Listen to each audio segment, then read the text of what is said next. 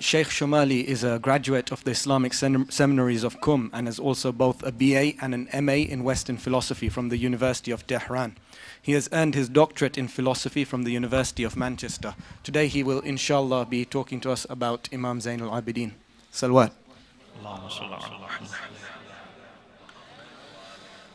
Assalamu alaikum wa rahmatullah. Bismillah ar-Rahman ar-Rahim.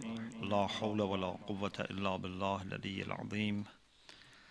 Alhamdulillahi rabbil alameen. Wa sallallahu ala sayyidina wa nabiyyina Abil Qasim al-Mustafa Muhammad.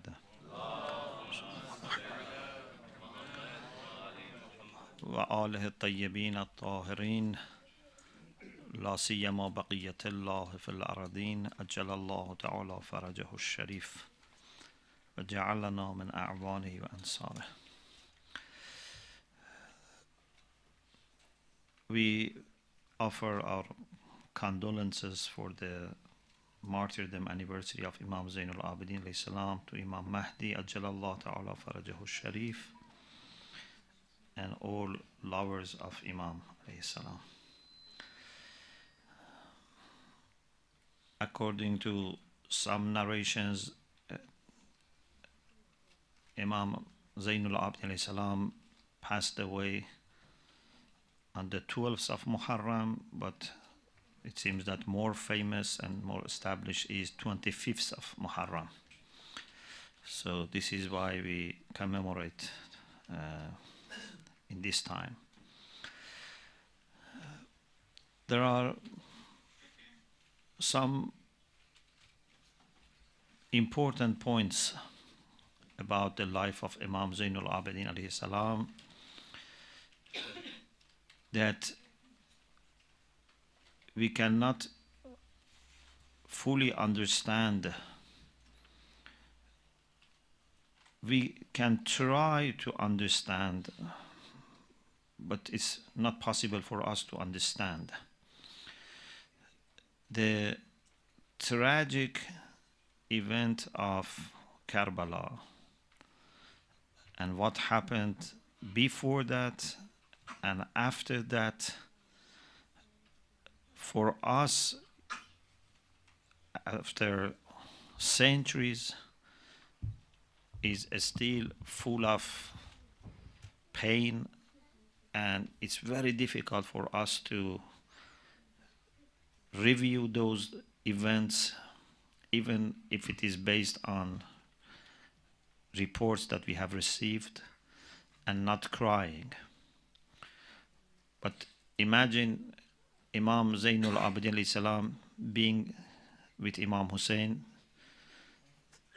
in the whole journey from Medina to Mecca and then from Mecca to Karbala, and seeing everything by his own eyes. And then after that, from Karbala to Kufa, from Kufa to Sham, from Sham back to Karbala, Medina, all the things that Imam watched happening to children, to the ladies, it's very, very difficult, to the extent that Imam alayhi salam is said that whenever, for example, he wanted to drink water, he was reminded of the Ashura day and he was crying. So it must have really saddened Imam alayhi salam. But as a leader, he had a great task. He was not just say to people, leave me alone, I want to cry all my life. He had great responsibility. You know, great leaders have very difficult time after there is a sense of defeat. Although we don't believe that Ashura was a defeat, but for people this was like a defeat, because Imam was killed, his companions were killed, and Yazid was very powerful. So to explain to people that we are able to continue and we should not let enemy damage and destroy our morals is not easy. So imagine you are yourself mourning, full of pain, but you have to keep people strong and give them hope, give them courage, let them overcome this. It's not easy. If we lose, one child, sometimes one brother, one sister in the family, husband, wife, just one loss can affect us. Many people become depressed. Imagine if few people you lose at the same time.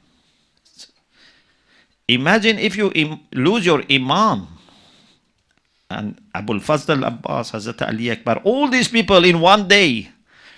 For Imam and for the Shia community must be big shock. And Imam, who is himself mourning, has to give these people courage and strength to carry on. It's not easy. But at the same time, he must not let this be forgotten. Because if this sacrifice is forgotten and he just keeps people busy with other things so that they don't think about this, then the message will be lost.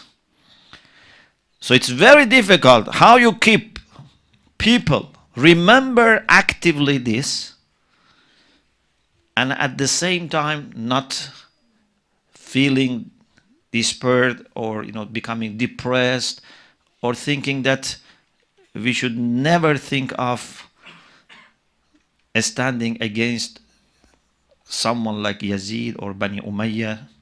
It's very, very difficult thing. But Imam Zaynul Abideen alayhi salam, with deep connection that he had with Allah subhanahu wa ta'ala, he tried to do all these things together.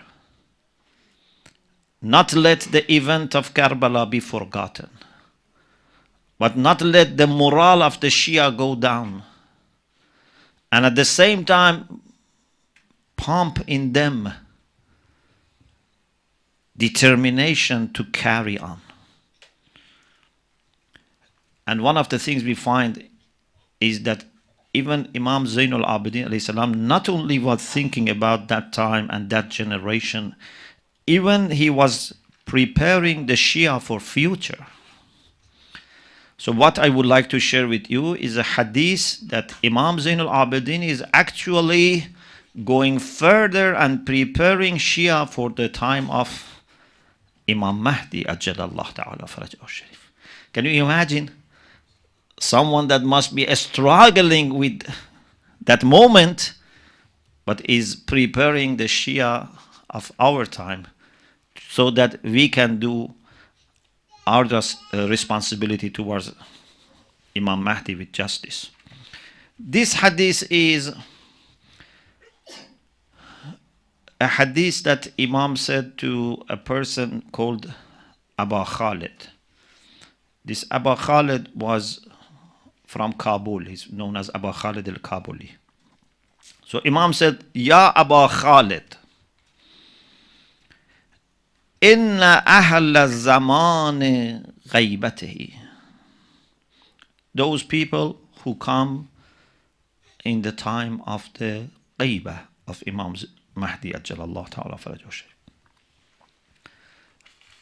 وَالْقَائِلِينَ بِإِمَامَتِهِ. So not only they are at that time, but they believe in his leadership, because it's not that everyone this time is special. There are people who don't believe in his imamah, so they are depriving themselves from this. But those who live in that time and they believe in his imamah, وَالْمُنْتَظِرِينَ لِظُهُورِهِ. They believe in his imamah and they are actively waiting. You can wait in two ways. You can wait by not doing anything. You can wait with preparation. Like, you are standby. Someone who is a standby means he's prepared. Anytime can react. Intizar is not to be just sitting and doing nothing. Intizar means you are prepared and you are just waiting for a call to go to the next stage. You are doing everything for the moment and you are ready to go to the next stage. This is intizar. So those who believe in his imamah and are actively waiting for his zuhur, أفضل أهل كل زمان, they are the best people of all ages.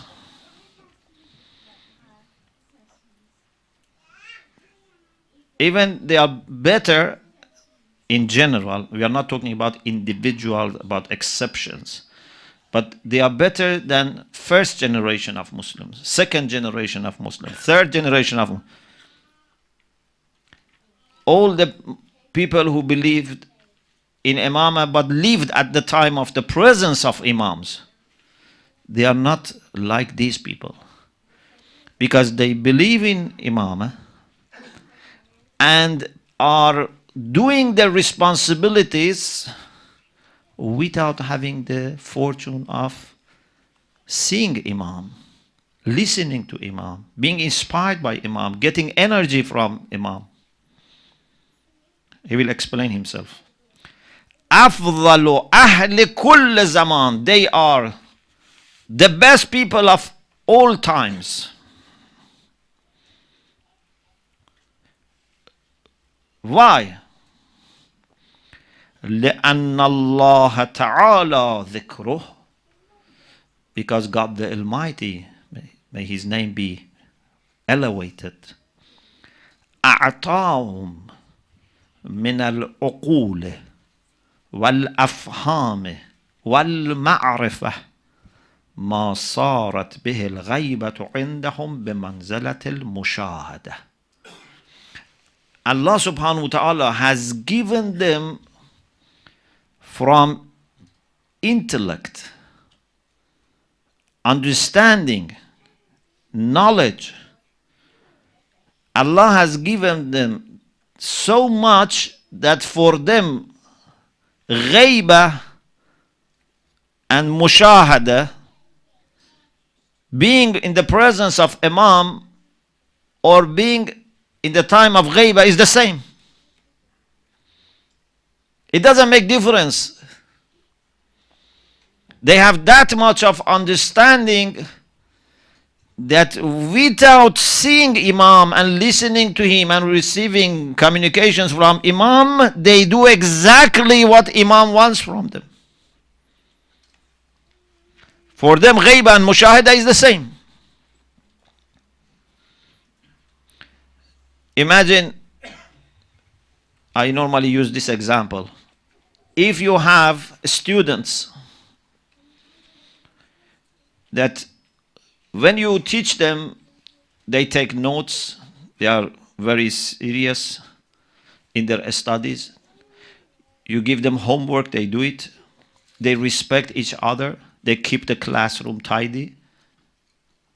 But as soon as you go out of the classroom, they start, hitting each other and, tearing their books and, throwing at each other, breaking the windows. And you say, there is no value in these people.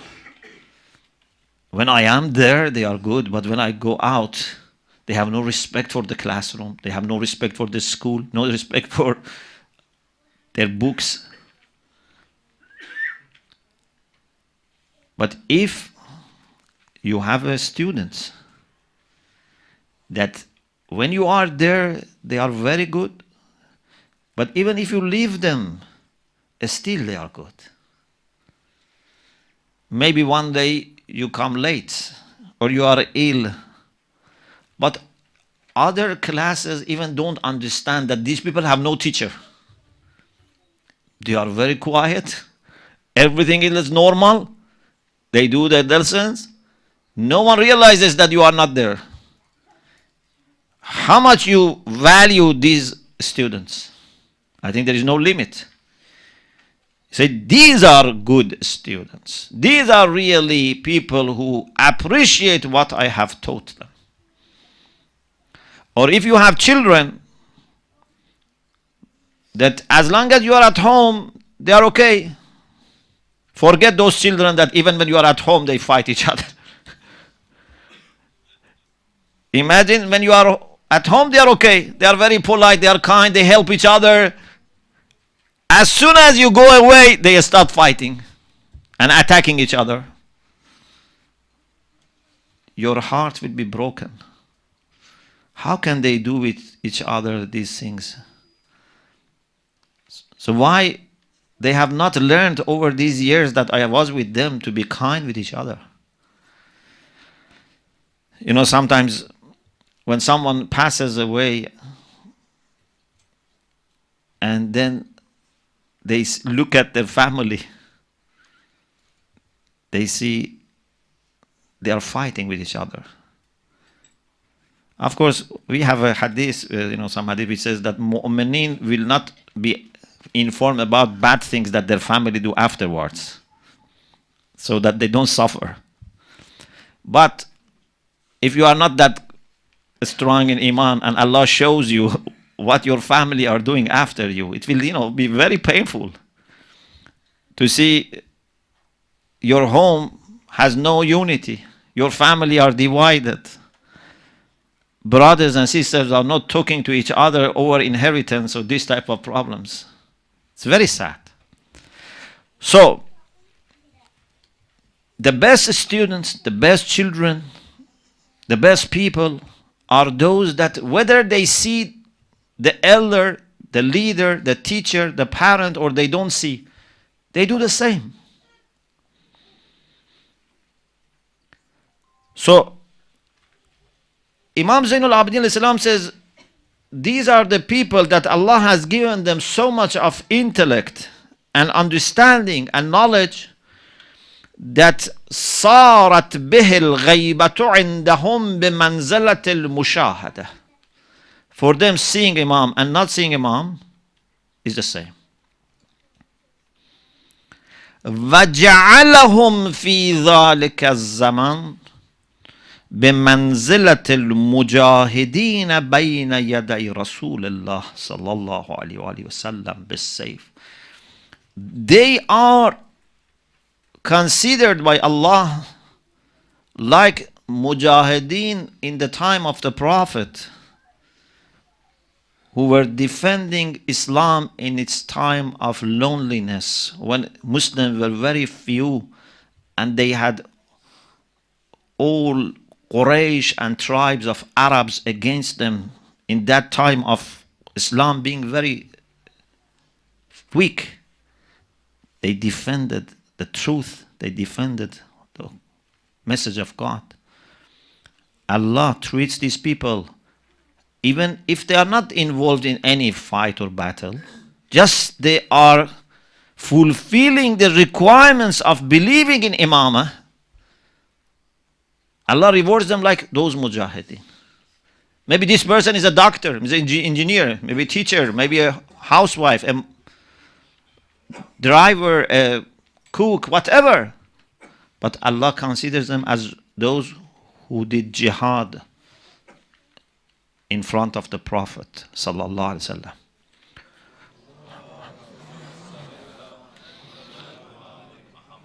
Why?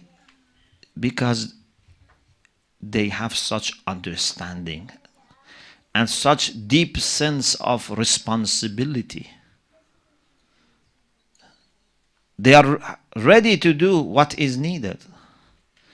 Compare them to the Shia in the time of Amir al-Mu'minin alayhi salam. How much Amir al-Mu'minin suffered from those Shia? We are not talking about non-Shia.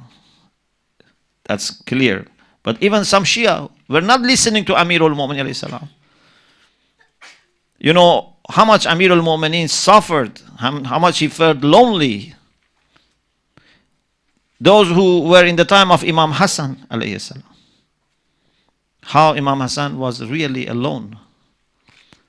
But now we have Shia in the time of Ghaibah, that Amirul Mu'mineen or Imam Hassan are not talking to them. Imagine someone like Amirul Mu'mineen talking to them and they were not listening.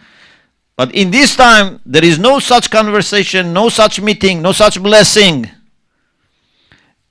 They read books, they listen to ulama, but they are more prepared than those people who are listening to Amirul Mu'mineen, watching Amirul Mu'mineen face to face. How much understanding, how much commitment is here? Then Imam Zaynul Abideen says, أُولَٰئِكَ الْمُخْلِصُونَ حَقًّا.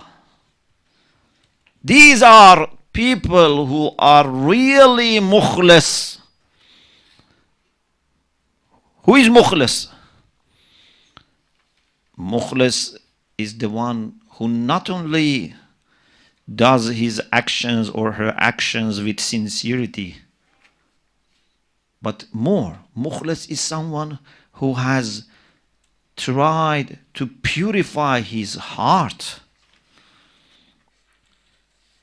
Nothing other than Allah subhanahu wa ta'ala is in his or her heart.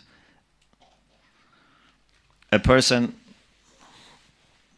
narrates this beautiful hadith from Imam Sadiq alayhi salam about the ayah يَوْمَ لَا يَنْفَعُ مَالٌ وَلَا بَنُونَ إِلَّا مَنْ أَتَى اللَّهَ بِقَلْبٍ سَلِيمٍ. Imam Sadiq, according to this hadith, said, الْقَلْبُ السَّلِيمُ الَّذِي يَلْقَى رَبَّهُ وَلَيْسَ فِيهَا أَحَدٌ سِوَاهُ. Qalb Salim, a healthy, pure heart, is the one that meets his Lord without anyone else being there. Is fully dedicated to Allah subhanahu wa ta'ala. Imam Hussein alayhi salam says in Dua Arafah, Ilahi anta alladhi azalta al-aghyar an qulub ahibba'ik hatta lam yuhibbu sawak. You removed anyone other than yourself from the heart of your lovers. They don't love anyone other than you. Yes, through you, under you, they love others. If you want to love more, if you want to expand your love, dedicate your heart to God, and then you can love under God all creation. But next to God or instead of God, your heart becomes very close. Then you can only love in a selfish way. You can love only yourself or maximum your family and children. If you want to expand your heart and love more, give your heart to Allah subhanahu wa ta'ala. And when Allah comes to your heart, expands your heart. And then you can love everyone. So,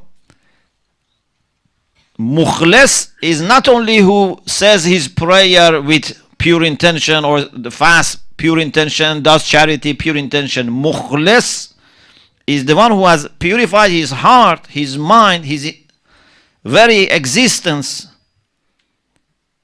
أولئك المخلصون حقا والدعاة إلى دين الله سرا وجهرا. These are the people who call towards Allah's path secretly, privately, or publicly. Means all the time. Whether they speak or they are silent, people are inspired by them. They don't need to talk too much. Even if you just are in their presence, you are motivated.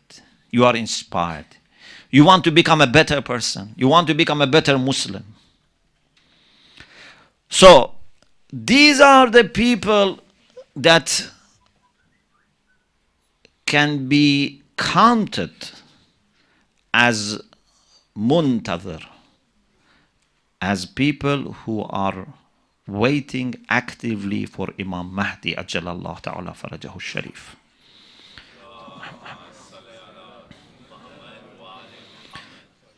When Imam Zaynul Abideen, in that critical time, has given this hadith, and that was not the time of ghaibah, how much we now should take this hadith with seriousness. In that critical time, he is thinking about us and preparing us. And now, this is our time, this time of ghaibah. We should fully absorb this hadith and be grateful to Imam Zaynul Abideen that even in that time you didn't forget us. And you talked about what we have to do, and you also encouraged us that if in this time we know our responsibilities and fulfill our responsibilities, we can hope that Allah would raise our rank so much that would be better than any other generation. But this needs ma'rifah. This needs a study, knowledge, but also fahm. It's not just you pass some courses and study some books. It's there. You have to have ma'rifah, but also fahm. In Islamic education, we are not only interested in passing on information. We have to also make sure that this will add to understanding. You know, sometimes, unfortunately, you feel that there are people who have lots of information, but their understanding has not improved. Or even actually they are confused. You know, there are two types of people who don't know what to do. The people who don't know anything, or people who know too many scattered things and they don't know what to do. I remember in the first year of my PhD, I had this experience that I am very happy that happened to me in the first year. That I had, made lots of notes. When you read books and, articles, I took notes. And then when I wanted to organize them, it was very difficult. Sometimes, you are attached to these notes, but on the other hand, you wish you never had them. Because how can you bring all of these notes together and organize them and put into a structure? Now imagine if for 3-4 years you take notes. What are you going to do with them?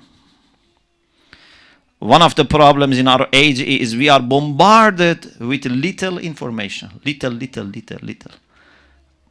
But it's very hard to know the general picture. You know many details, but someone throws, pieces of a puzzle in front of you. Takes you time to put them together in the way that makes sense. So for you to make sense of what is happening in the world, it's not easy. So we need fahm, not only information. And we need aql. And aql is even different from information and understanding. To be rational, to be wise, is a great gift. Allah says in the Quran, وَمَنْ يُؤْتَ الْحِكْمَةِ فَقَدْ أُوتِيَ خَيْرًا كَثِيرًا. If someone has been given wisdom, has been given abundant good, wisdom is a great gift. We need wisdom. We need to understand what Imam Mahdi wants from us today.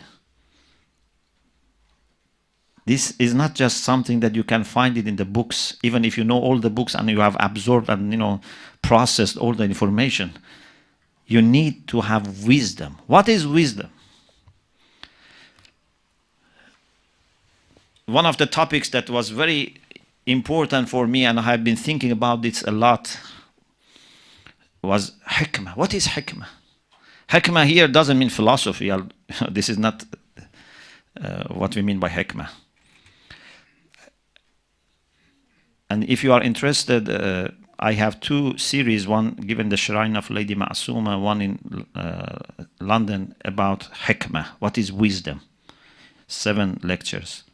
But briefly, knowledge is something abstract. For example,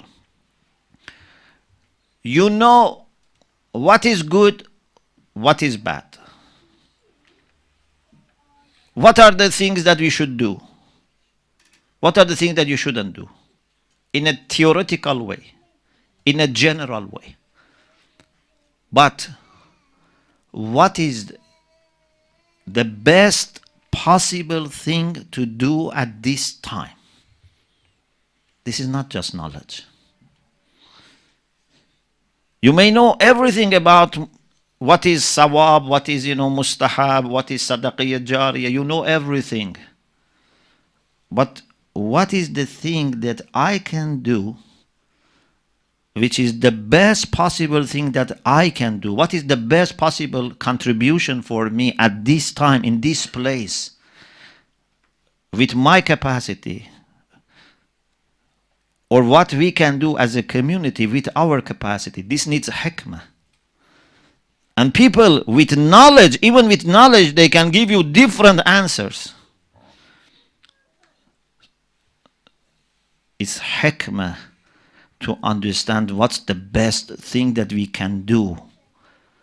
How we can bring those ideas to the ground and make a reality on the ground. That is hikmah, which is very difficult. Hikmah is not something that you can learn, you cannot imitate. Hikmah is a gift from Allah subhanahu wa ta'ala. Sometimes you can get it from people who have been given hikmah, but that would be very limited. We have hadith that take hikmah even from people who are not very good. خُذُوا الْحِكْمَةَ وَلَوْ مِنْ أَهْلِ النِّفَاقِ. Because hikmah comes from Allah. Even if someone who doesn't deserve it has it, you can learn. But this does not make you hakim. To learn one piece of hikmah doesn't make you hakim.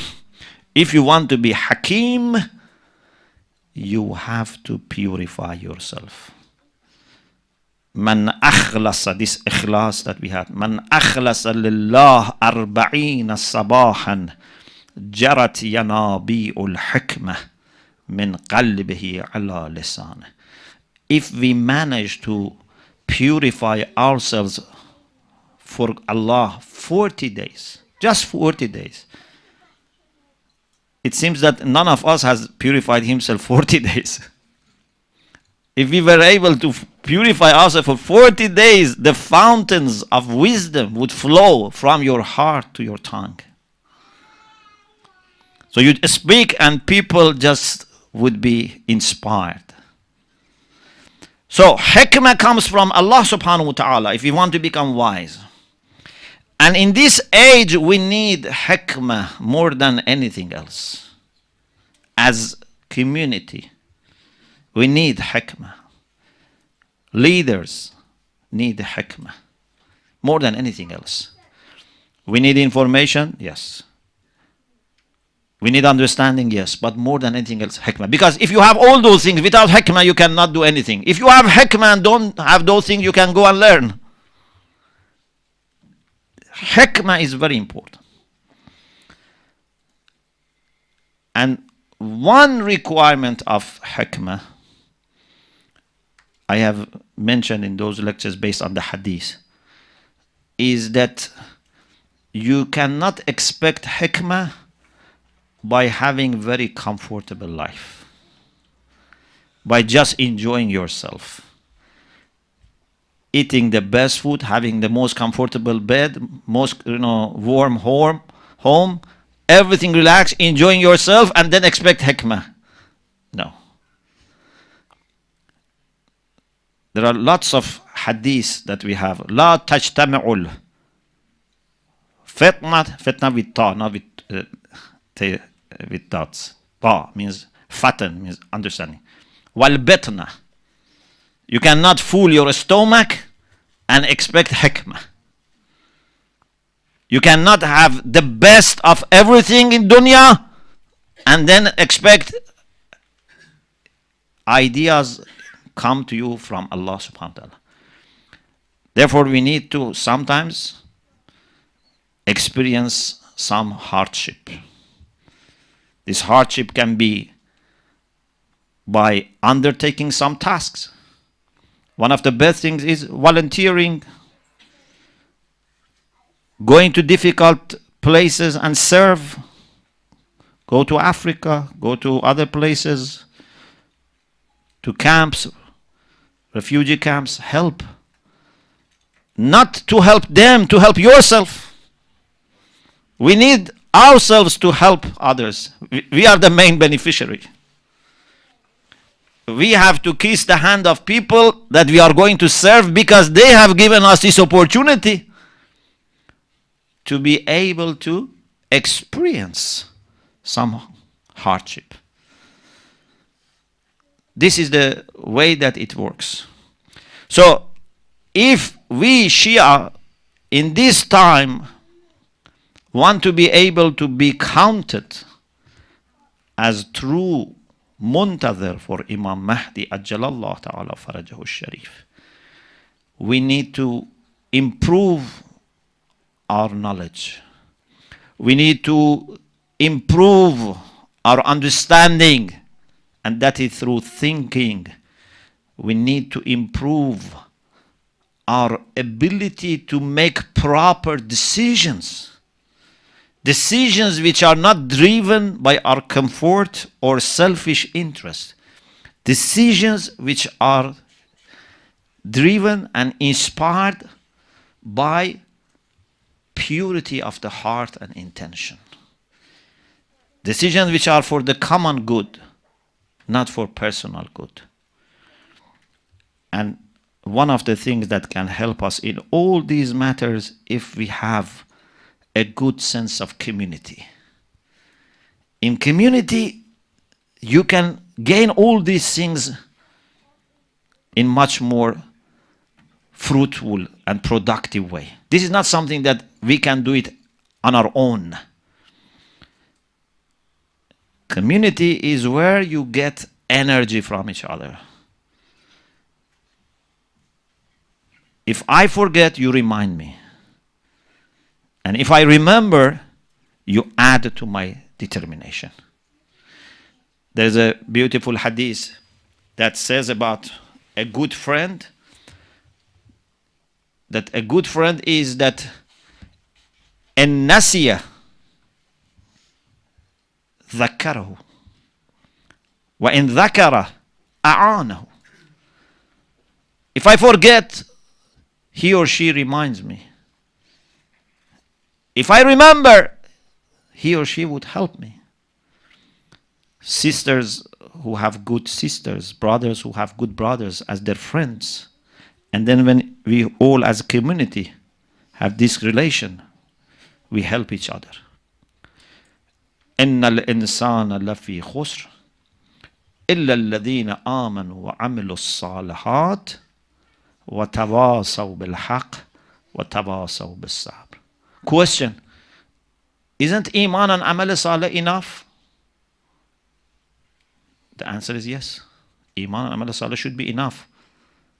So why then says tawasaw bil haqq wa tawasaw bis sabr? My understanding is the only way you can make sure that you keep and grow your Iman and Amal Saleh is when you are enjoining each other. Tawasaw bil haqq wa tawasaw bis sabr is not something added to Iman and Amal Saleh. It's not something extra. It's something to make sure that you have Iman and Amal Saleh and keep it and grow it.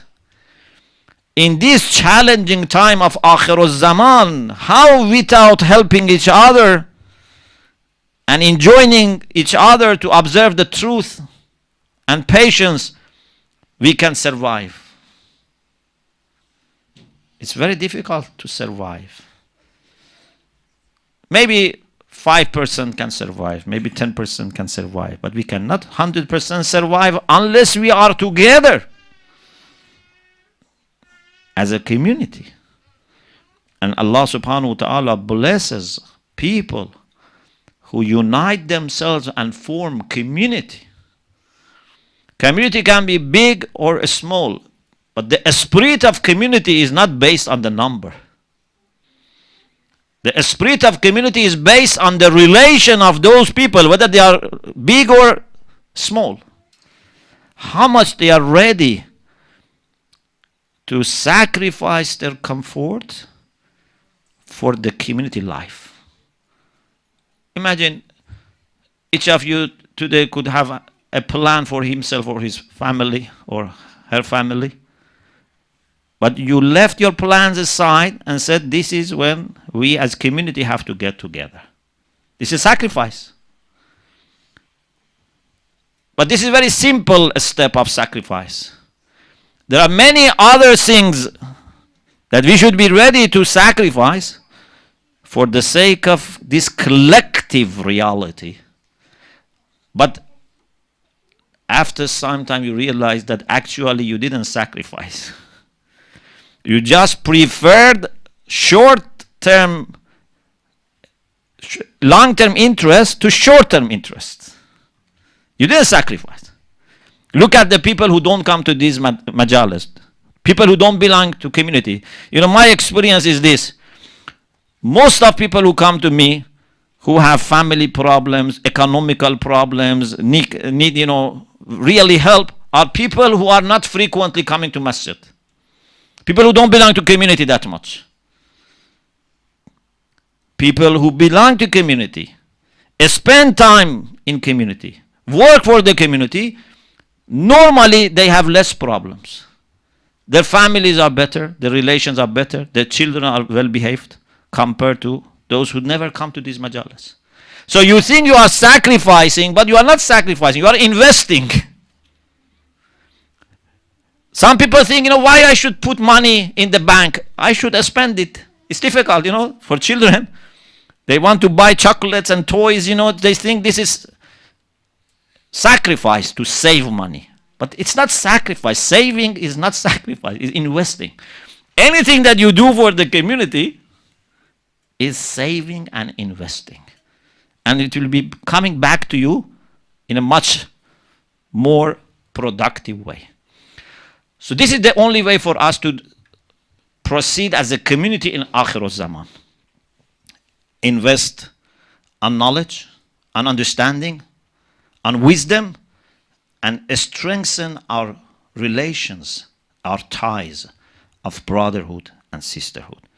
May Allah subhanahu wa ta'ala help all of us in this time so that we can first understand what we are supposed to do, and second, to help others and inspire others so that inshallah we can go together in this beautiful journey towards Allah subhanahu wa ta'ala in this time. May Allah include us among the people who serve Imam Mahdi before and after he comes. May Allah make Zaman pleased with us and include us among the people that Imam prays for them and ask Allah for their forgiveness. May Allah inshallah give shifa to all brothers and sisters who are ill. May Allah send His rahmah and mercy to all marhumeen, especially those that have rights upon us, our teachers, our parents, our ulama. And may Allah keep us and our children and brothers and sisters always on the right path. And may Allah make the last moment of our life the best moment of our life. وآخر دعوانا أن الحمد لله رب العالمين. Question? We have some time for question and answers. Do we have any questions?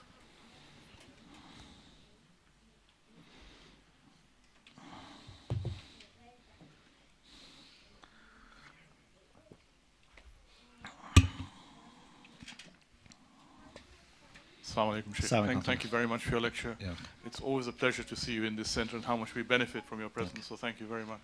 Yeah, thank you. Shaykh, you make a very deep and important point that even in his time of difficulty, our Imam alayhi salam thought of us and sent a message to us in our time. But I think I would like to propose that in this time of ghaiba, we ourselves are in a sense of suspended animation in terms of our connection with our Imam. The challenges we face are not real, in a sense, if you hear me out. For example, if my Imam came to me, would I say to him, let me give you my fastest horse so that in that time of difficulty, if the battle is going against you, you'll be able to escape? Or would I put my hand up and say, actually my Imam has said that I can leave in the cover of darkness. He has given me permission so I can go. So where would I stand if that challenge was real and I had to do that sacrifice that was a piece of me that I had to give? So I would propose that beyond, and yes, you're absolutely right, you need knowledge and you need to make that into wisdom, into hikmah. But beyond that, associated with that, you need to take another attribute from the Imam, which is courage. Because without the courage, you cannot fulfill your requirement.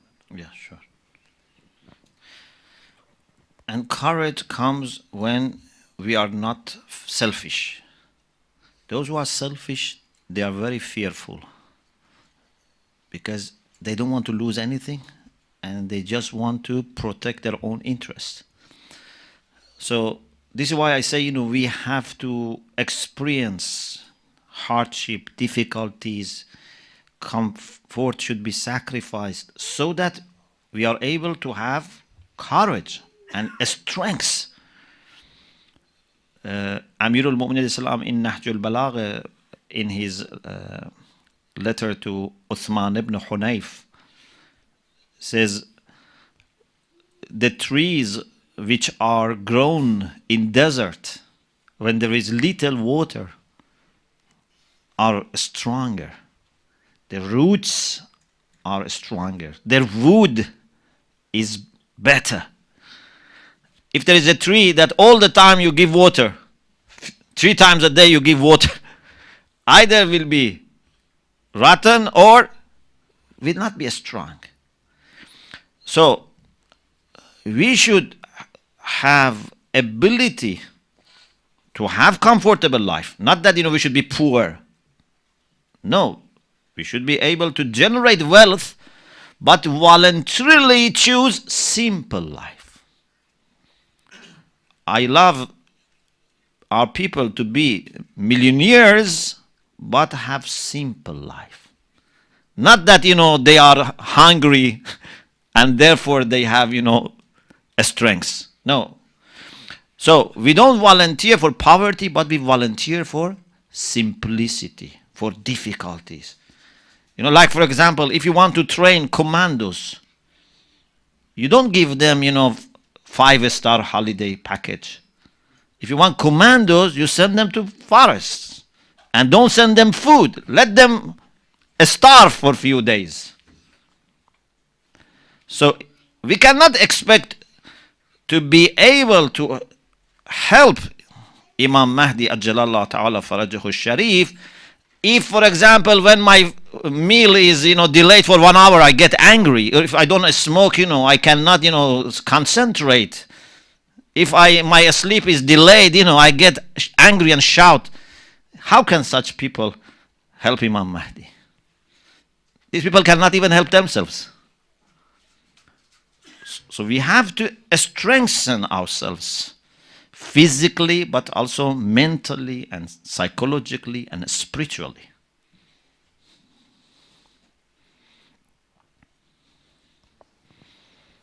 Thank you very much. Do we have any further questions? Assalamu alaikum. Thanks. How do you think should the wise deal with Mr. Trump? what are the words of wisdom in dealing with a nutcase like that? Sometimes the wise cannot say his plans.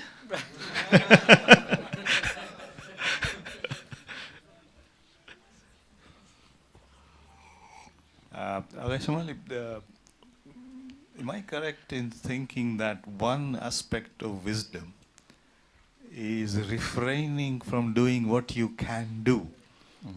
So, for example, you have the possibility of making a nuclear bomb. You have all the knowledge and the information, but you decide not to do it because you think that will be wrong. Do you think this is a greater hikmah than generally otherwise we think? Yeah. So the wise is the one that doesn't do everything that he can. The wise is the one that does those things that he should. And even in those things that he should do, he has priorities already set up. Any person who has no priorities set up for his life, he's not wise. So we should not only do things when they are good, we should do the best things. And you should not be driven by emotions or, anger or, people clap for you and then put you into something, or, people, shout against you and put you in something. You decide for yourself. What's the best that I can do to bring light to this world, to bring good to this world, to help people? What's the best thing? You listen to everyone, but then you make your decision. Many times, we are programmed by external forces, whether from our community or from outside. We should not let anyone program us. We should be in control of our decisions. I like you, Shaykh. Thank you. Thank you.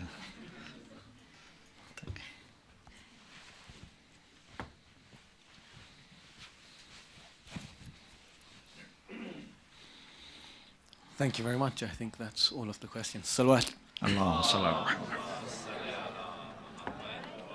Thank you for your attention. Okay. Oh, thank you.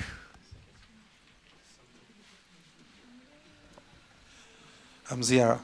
بسم الله الرحمن الرحيم. السلام عليك يا سيدي يا مولاي يا رسول الله. السلام عليك.